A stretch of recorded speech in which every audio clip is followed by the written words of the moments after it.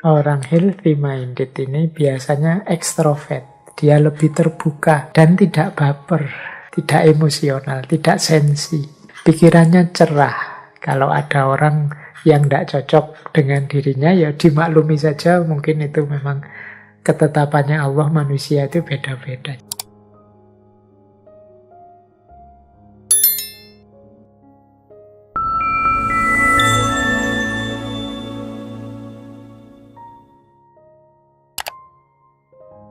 Assalamualaikum warahmatullahi wabarakatuh. Bismillahirrahmanirrahim. Nah, salah satu isu lain yang dibahas oleh William James dalam Varieties adalah pengalaman keagamaan yang jenisnya mistik atau disebut mistikisme. Dalam bahasa Indonesia ya mistisisme. Jadi kata mistik ini berasal dari bahasa Yunani mistikos, yang artinya rahasia, tersembunyi. Jadi tidak kelihatan, misteri. Nah, itu pakai kata-kata mistikos. Jadi awas keliru. Karena kesannya kalau saya bilang mistik, teman-teman mesti nyambungnya ke bagian kelenik-kelenik. Tidak begitu. Dari kata-kata mistikos ini artinya sesuatu yang rahasia atau tersembunyi. Mengapa itu rahasia atau tersembunyi? Ya karena sifatnya sangat pribadi. Dia hanya dirasakan oleh yang mengalami langsung. Nah, pengalaman mistik ini, kata William James, mudahnya adalah pengalaman kesatuan. Jadi, pengalaman ketika kita bertemu dengan higher power tadi, yang maha tinggi tadi. Ya memang di dalam agama-agama puncaknya sering disebut pengalaman kesatuan. Jadi bertemu, kemudian melekat, bercampur, dan lain sebagainya. Istilah-istilahnya banyak. Kalau dalam Islam itu ada istilah ittihad, ada istilah wahdatul wujud, dan lain sebagainya. Di agama-agama lain juga ada. Jadi pengalaman diri yang menyatu dengan entitas ketuhanan. Ini namanya pengalaman kesatuan.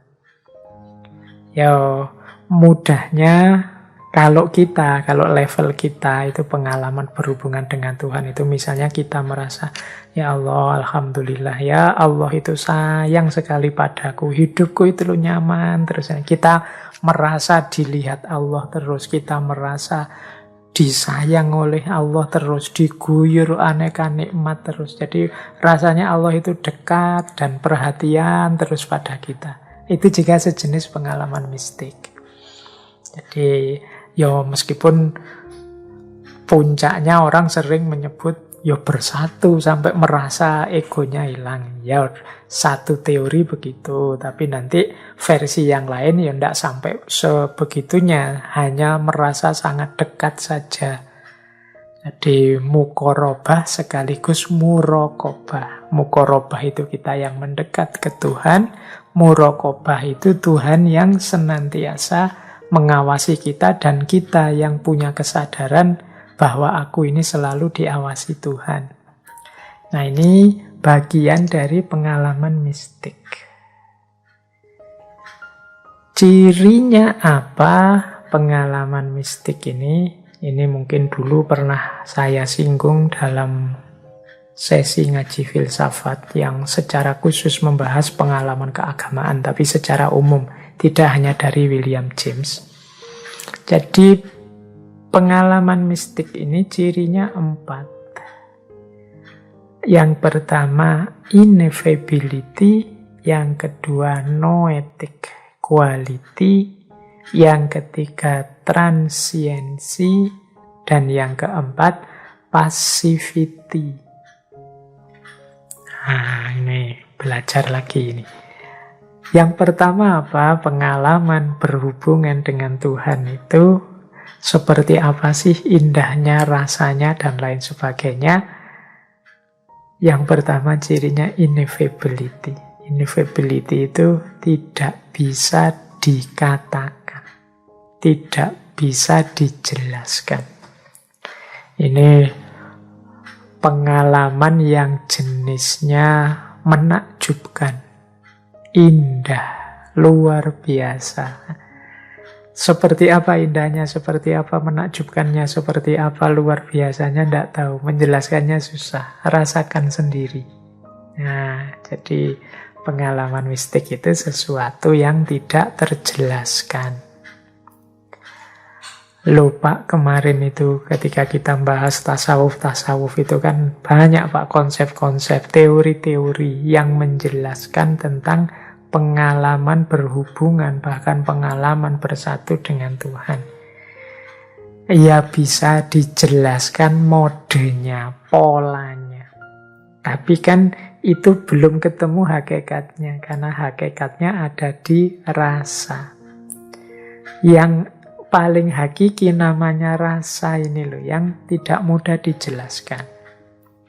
Bisa sih kita menjelaskan, oh hakikatnya manusia itu kalau ketemu dengan Tuhan, misalnya egonya lenyap, yang ada hanya Tuhan saja, seperti setetes air yang masuk ke tengah samudra. Itu ya kita pakai begini menjelaskan secara analogi-analogi ya bisa. Tapi kan pastinya seperti apa sih indahnya atau luar biasanya? Yo yang ngalami langsung yang tahu. Jadi enaknya seperti apa sih manten baru itu misalnya? Loh kan teman-teman juga bisa berteori. Yo kira-kira dahsyatnya itu seperti ini loh manten baru. Tapi kan bisa. Tapi pasnya penjelasan itu ya tetap harus mengalami langsung. Karena dia ineffable. Itu ciri pertama. Ciri kedua, pengalaman keagamaan itu yang jenisnya mistik ini adalah noetik. Noetik itu mungkin mudahnya mencerahkan. Jadi membuat orang punya pemahaman baru terhadap hidup. Membuat orang punya kesadaran baru terhadap hidup. Nah, ini namanya noetik. Jadi setelah mengalami hubungan yang intensif, dekat dengan Tuhan, itu biasanya terus kita tercerahkan. Cara kita memandang dunia mesti berbeda. Cara kita menjalani hidup pastinya juga berbeda. Karena pemahaman kita sekarang berubah. Ini kalau dalam tasawufnya Imam Ghazali kadang disebut makrifat. Makrifat itu orang yang sekarang tahu hakikat sejatinya hidup ini. Terbuka matanya, tercerahkan. Dia sadar mana yang hakiki, mana yang tidak hakiki. Makna hidup yang sejati itu apa. Yang ini tidak bisa diperoleh hanya dari buku-buku. Dari buku kita tahu teorinya. Tapi rasanya dan keterbukaan itu seperti apa ya kita harus ngalami sendiri langsung. Jadi itu yang ciri kedua, pengalaman beragama itu sifatnya noetik. Mencerahkan, melahirkan pemahaman baru. Yang ketiga, transien. Nah, transiensi. Maksudnya transien atau transiensi itu dia bersifat sementara. Ya ndak terus-terusan. Manusia itu yang makhluk bumi, ndak bisa dia mengalami momen kagum itu terus-terusan. Pasti nanti ada redanya. Ya kan kita kagum terus melongo. Melongo itu kan ya ndak terus-terusan kan. Ya kalau sudah yang luar biasa itu menjadi biasa atau momennya lewat, ya tidak wow lagi. Nanti menjalani hidup lagi, mengalami itu lagi. Jadi dia ndak konstan terus-terusan. Ya ndak, kemudian kalau teman-teman jangan keliru tentang wah ini beliau ini wali. Berarti 24 jam 7 hari, 30 hari dalam sebulan, 7 hari dalam seminggu ini mesti orang ini keramat-keramat terus isinya. Dia mesti sifatnya pencerahan terus menerus, hidupnya mesti luar biasa. Ndak begitu. Sifatnya transien. Ada momen-momen ketika sifat luar biasa, kekaguman luar biasa ini muncul, tapi kemudian ada momen-momen surut. Biasa saja, nanti ngalami lagi, tapi kemudian luluh lagi, terus ngalami lagi. Itu namanya transien. Pengalaman mistik juga begitu. Kita kan juga begitu. Di level kita loh yang orang biasa, kedekatan kita dengan Allah kan naik turun. Kadang-kadang merasa sangat dekat, merasa sangat perlu, merasa banyak disayang. Tapi kadang-kadang kita lupa, kita lalai, kita asyik dengan dunia kita, melupakan Allah.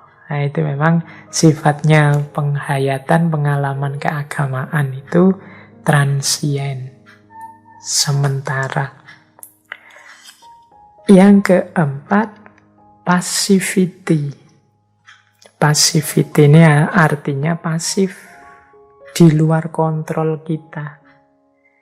Jadi kita tidak bisa mengatur biar saya mengalami kesatuan yang mengagumkan. Kita tidak bisa momen wow, takjub, terkejut itu kan tidak bisa diatur.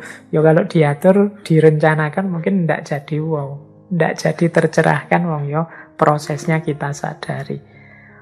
Pengalaman mistik ini luar biasa karena kita ini hanya menunggu dianugerahi, menunggu dilimpahi. Sifatnya pasif. Kita tidak bisa merancang sendiri lahirnya pengalaman itu. Jadi itulah 4 penjelasan tentang pengalaman beragama yang namanya mistik. Ada ineffable, ada noetic, ada transience, ada passivity.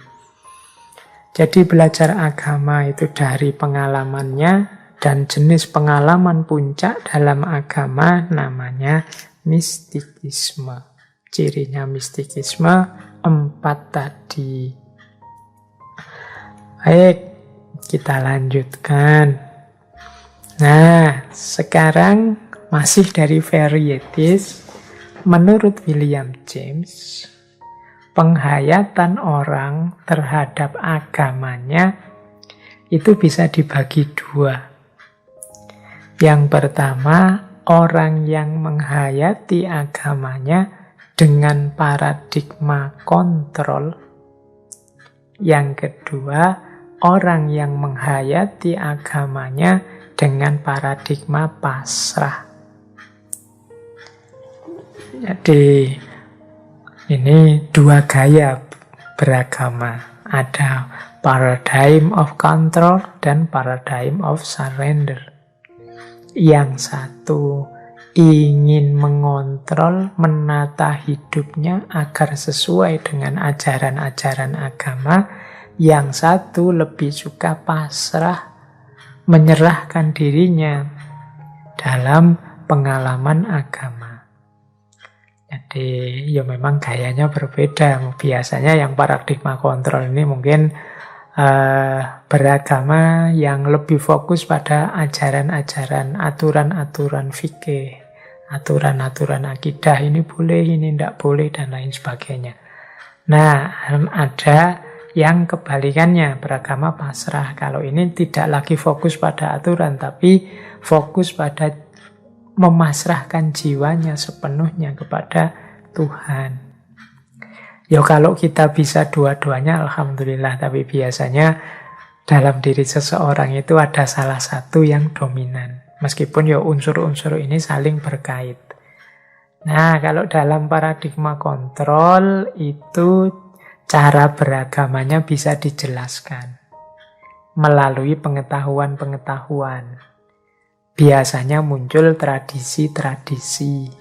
di budaya-budaya yang bisa dilihat. Nah, ini paradigma kontrol. Hasilnya ya namanya religiusitas.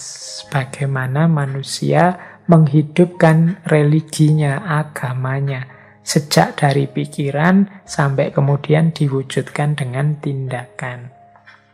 Jadi dalam paradigma kontrol ini, seseorang menata keberagamaannya.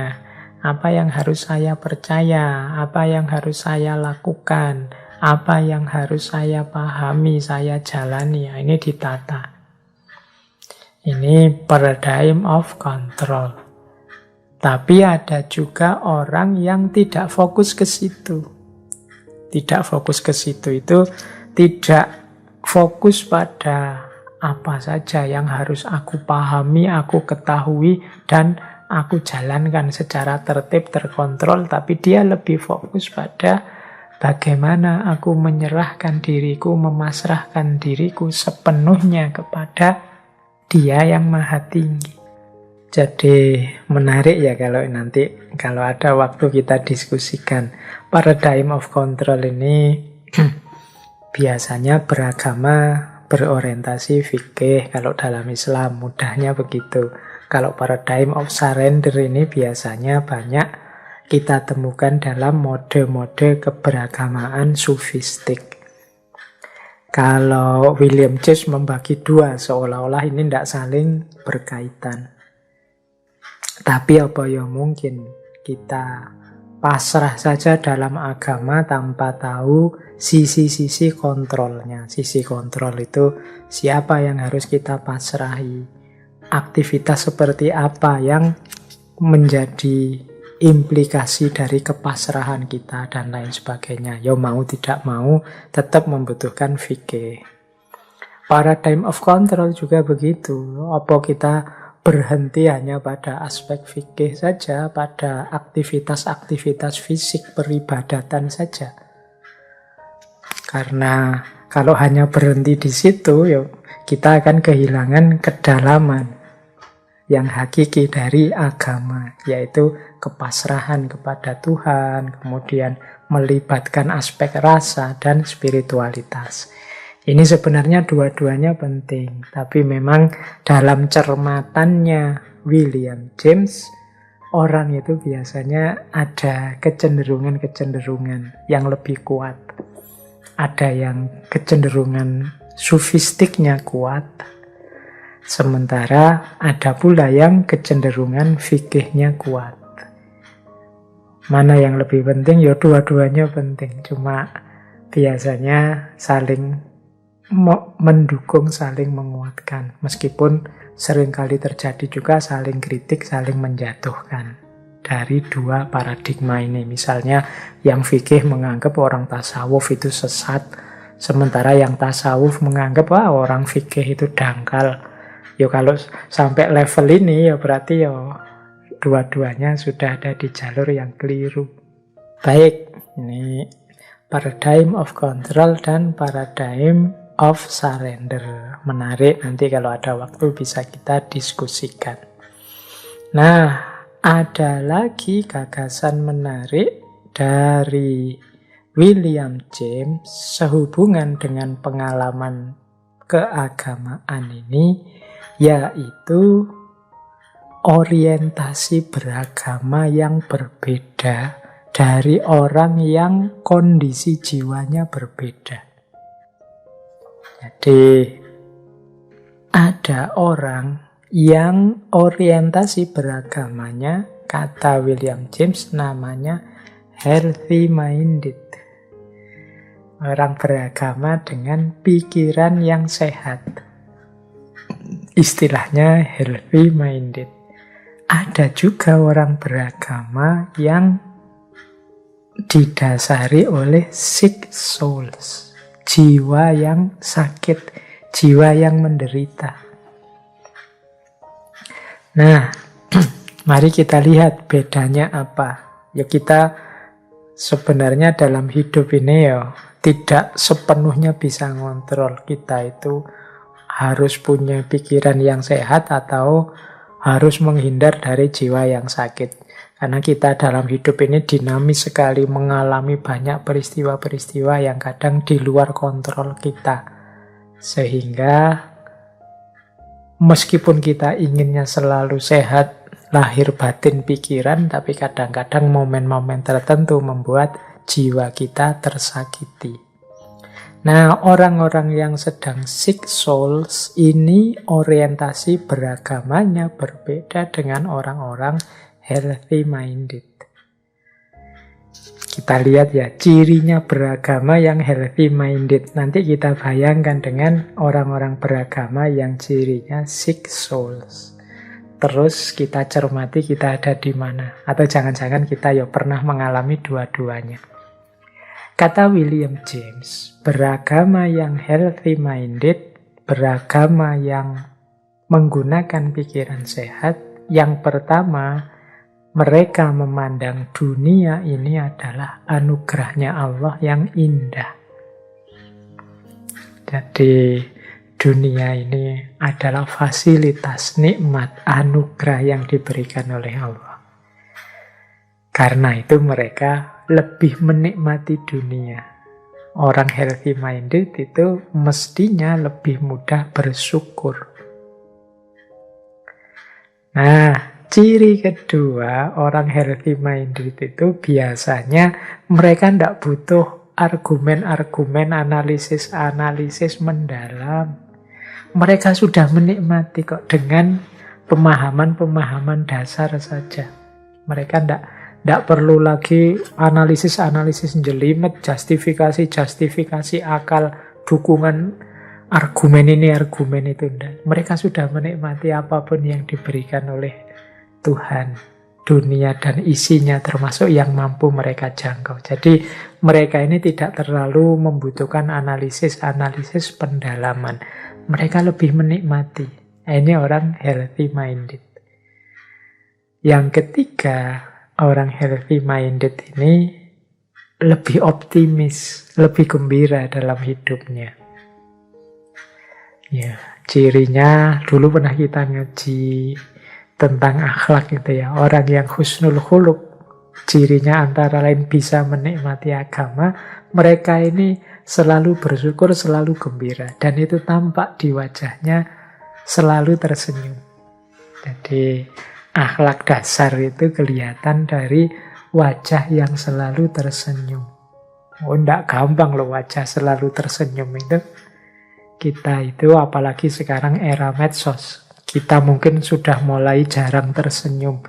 Ya mungkin yang tersenyum dan tertawa itu hanya WA kita, hanya Instagram kita, hanya emotikon-emotikon yang kita sisipkan dalam chatting-chatting kita. Tapi kitanya sendiri jarang tersenyum.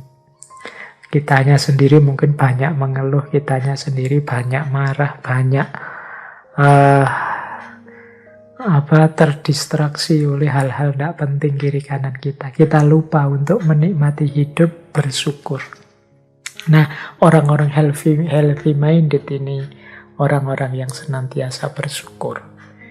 Yang keempat, orang healthy minded ini biasanya ekstrovert. Dia lebih terbuka dan tidak baper. Ini dari saya ya, istilahnya tidak baper itu. Tidak emosional, tidak sensi. Jadi pikirannya cerah. Kalau ada orang yang tidak cocok dengan dirinya, ya dimaklumi saja. Mungkin itu memang ketetapannya Allah, manusia itu beda-beda. Jadi dia tidak baper. Jadi kalau ada orang misalnya ngomong sesuatu yang menyinggung harga dirinya, dia tidak marah keluar, mungkin malah introspeksi ke dalam, jangan-jangan aku yang keliru. Atau jangan-jangan dia salah ucap. Mungkin dia tujuannya ndak itu kok, dia mungkin punya tujuan yang baik, hanya saja tadi kepleset sedikit. Ini jadi ndak sensi, ndak baper. Dia akan gembira dan mengembirakan yang lain. Ya pastinya orang seperti ini lebih husnudzon, lebih prasangka-prasangka baik pada apapun, pada siapapun. Karena dia tahu Allah sudah memberikan banyak hal indah dalam hidup kita. Ya, ngapain sih kita cari yang rumit, yang sulit, yang jelimet? Mari kita nikmati dengan tidak baper.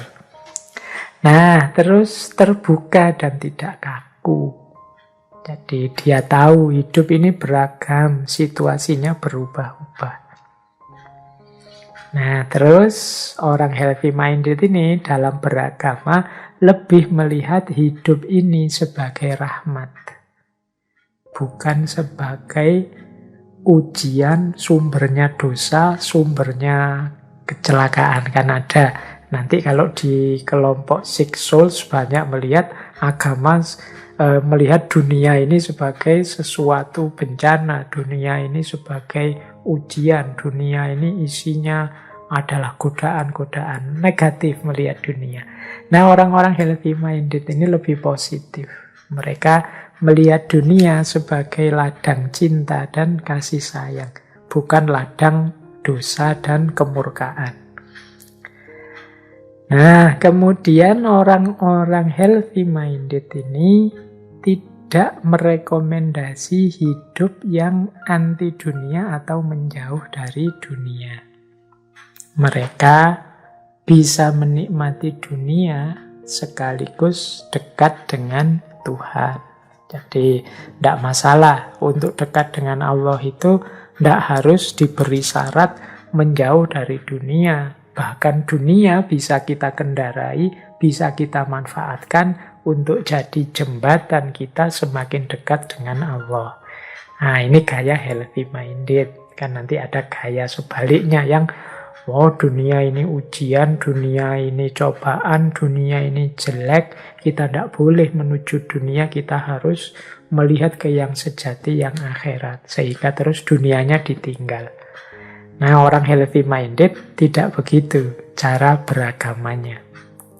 Dan terakhir cirinya orang healthy minded itu dia berkembang secara gradual. Dia tahu bahwa dia manusia yang tidak sempurna, yang banyak kurangnya, banyak khilafnya.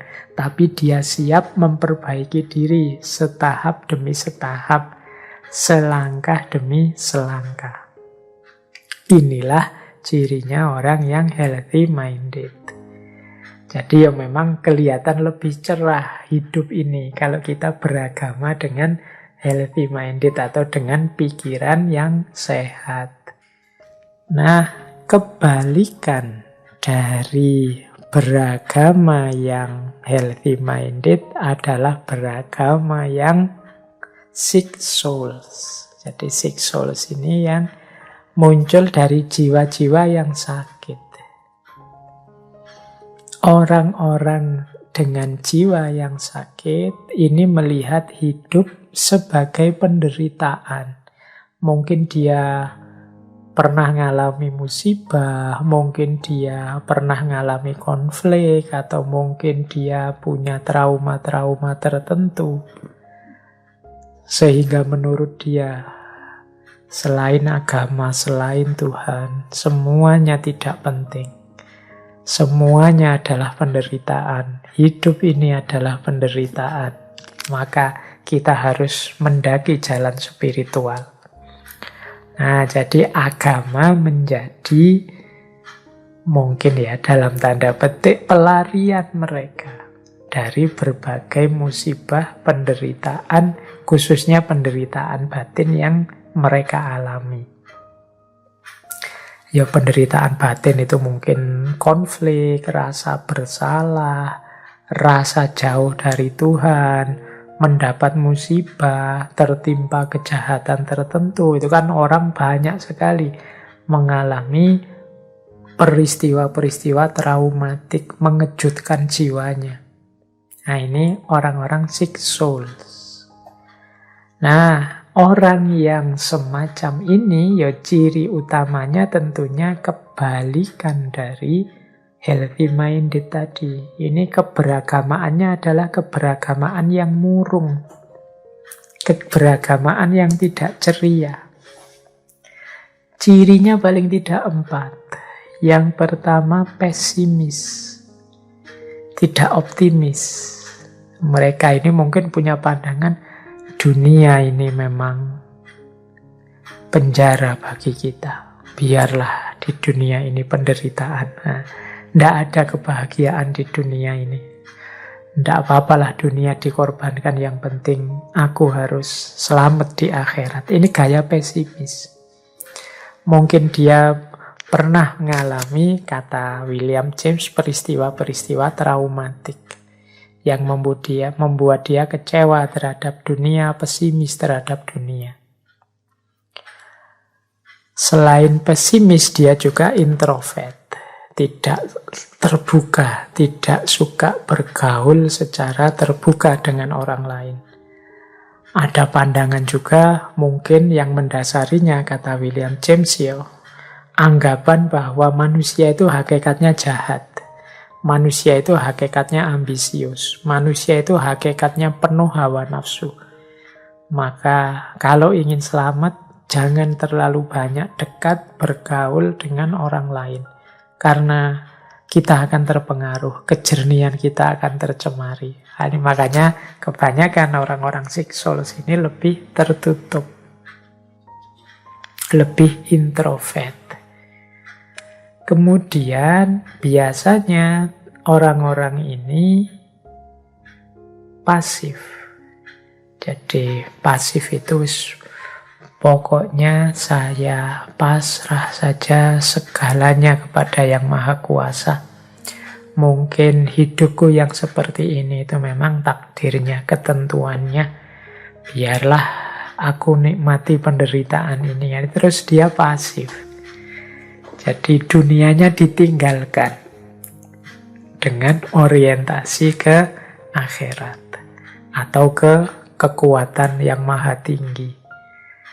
Jadi dia tidak mau berusaha. Nah, ini ciri ketiga orang-orang beragama yang dalam kondisi Six Souls, kata-kata William James.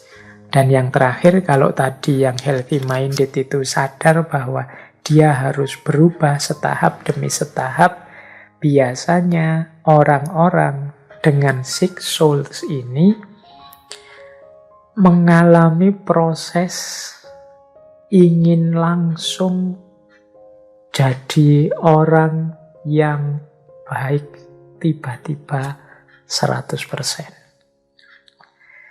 Jadi 180 derajat dari sangat jelek jadi sangat baik. Entah dengan cara apa, pokoknya tiba-tiba saja kayak orang melakukan pertobatan yang langsung. Nanti ini kalau dalam teorinya William James sering disebut konversi. Jadi perubahan mendadak yang tiba-tiba. Nah, ini jadi ciri dari Six Souls ini. Jadi jiwa yang merasa penuh penderitaan, menganggap dunia ini isinya adalah penderitaan, manusia itu semuanya jahat. Untuk menjaga kejernihanku dan hubunganku dengan Tuhan, aku harus menjauhi dunia, menjauhi manusia.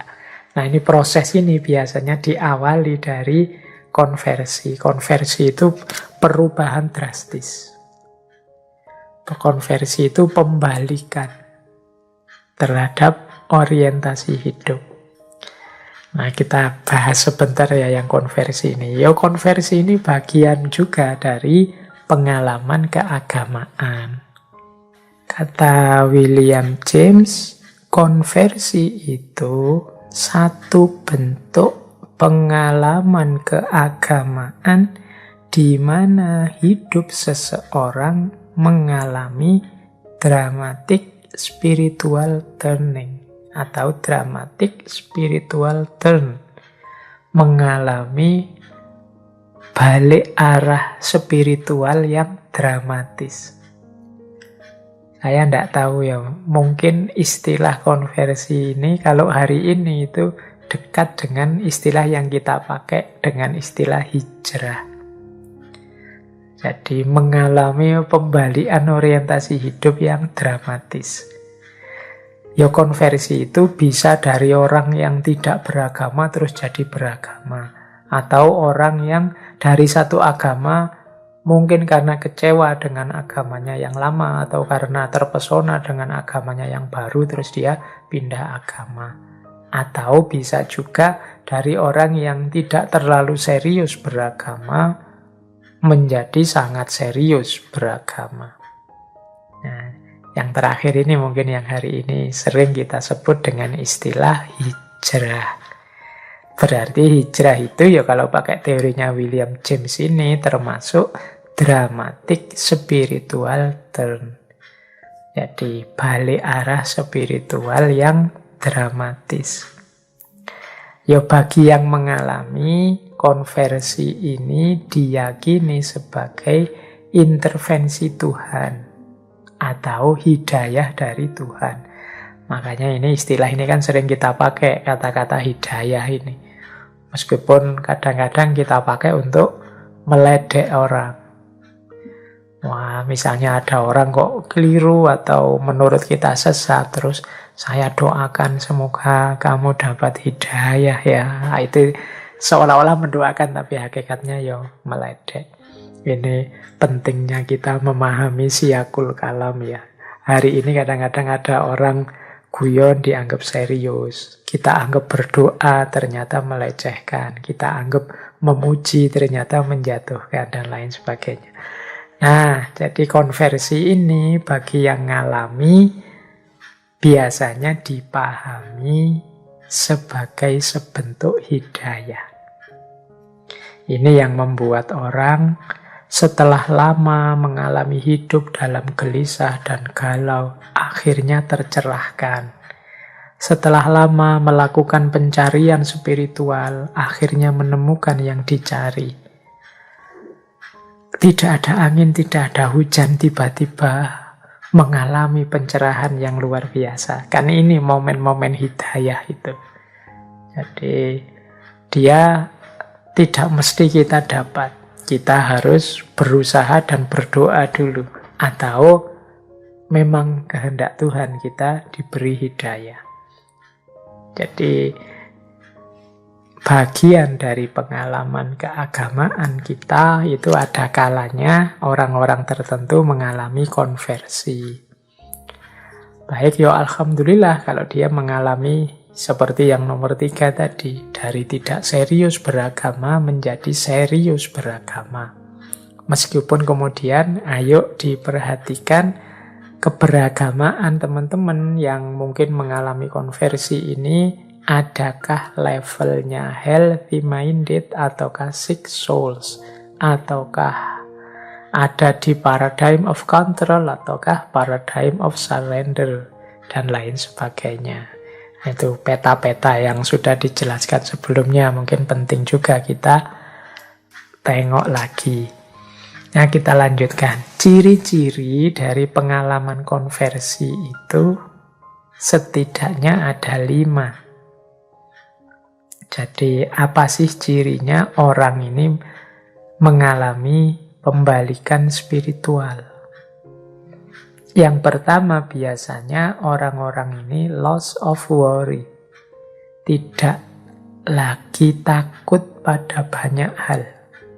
Jadi dia tidak takut apa-apa lagi. Yang penting semangat keagamaannya tinggi. Yang saya takuti hanya Allah sajalah. Biasanya begitu kan teman-teman yang hijrah itu. Loss of worry. Kehilangan teman tidak apa-apa. Kehilangan dunia tidak apa-apa. Kehilangan pekerjaan tidak apa-apa. Yang penting Allah. Nah, ini ada ciri ini dari yang sedang mengalami konversi. Ciri yang kedua, perceiving truth not known before. Merasa tercerahkan, mendapat pengetahuan yang sebelumnya tidak tahu. Orang yang mengalami konversi itu biasanya merasa seperti orang baru bangun tidur. Iya, kemana saja ya aku selama ini? Kok tidak ngerti aku? Aku beragama sejak kecil loh. Kok baru sekarang? Rasanya aku sadar tanggung jawab untuk beragama ini. Nah, ini kita menyebutnya orang yang tercerahkan. Perceiving truth not known before. Jadi merasa menemukan kebenaran yang sebelumnya belum diketahui. Padahal mungkin sebenarnya ya sudah tahu saja, tapi dia belum sadar. Saat inilah kesadaran itu muncul. Kemudian biasanya merasa mampu untuk tidak hanya dirinya yang berubah, tapi dia merasa bertanggung jawab untuk melakukan perubahan. Dunia akan berubah dan aku harus jadi termasuk yang menyebarkan perubahan ini. Nah, biasanya orang yang konversi itu kemudian suka kalau ada orang lain juga mengalami seperti dirinya. Biasanya dia akan cerita-cerita, kemudian menyebarkan pengalamannya biar orang lain tertarik, kemudian memasuki ranah spiritual sebagaimana yang dia jalani. Karena dia ingin mengubah dunia sebagaimana ideal-ideal yang sekarang dia pahami. Yang keempat, ada ekstasi of happiness. Orang ini biasanya merasa sangat gembira, bersyukur sedalam-dalamnya. Nah, ini namanya ekstasi of happiness. Saya bahagia sekali. Alhamdulillah, anugerah Allah yang luar biasa ini. Saya tercerahkan sekarang. Nah, ini ekstasi of happiness. Kemudian yang kelima, Saint Linus. Saint Linus ini merasa dirinya seperti orang-orang suci, merasa dirinya tersucikan sekarang. Termasuk konversi kan orang-orang yang melakukan pertobatan, membersihkan diri. Nah, ketika sudah melakukan konversi, ya dia merasa aku tercerahkan dan saatnya sekarang berjuang. Saatnya sekarang menyebarkan ketercerahanku ini kepada yang lain. Ini ada sense of Saint Linus, merasa tersucikan sekarang. Ya, Saint Linus ini bagian dari pengalaman keagamaan juga sebenarnya. Dalam Varieties nanti ada penjelasan panjang lebarnya. Jadi teman-teman, itu kurang lebih isi dari pengalaman keagamaan yang itu merupakan inti atau hakikat dari keberagamaan. Jadi tadi di awal sudah dijelaskan unsur-unsurnya, yaitu passionate, emosional, energetic, kemudian alive, force, momentous, kemudian bagaimana dia sulit didefinisikan, sangat beragam dan berbeda antar budaya. Kemudian puncaknya namanya mysticism yang cirinya 4, ineffability, noetic, transient, and passivity. Kemudian tadi juga ada pemetaan-pemetaan orang beragama yang gaya kontrol, paradigma kontrol, dan ada yang paradigma kepasrahan. Setelah itu dijelaskan juga orientasi beragama, orang yang pikirannya sehat dan orang yang jiwanya sakit. Healthy minded dan sick souls. Yang orang-orang sick souls ini biasanya mengalami namanya konversi, pembalikan spiritual. Oke, baik. Sampai di titik ini sebenarnya secara umum itulah yang ingin dijelaskan oleh William James dalam Varieties terhadap variasi-variasi pengalaman keagamaan.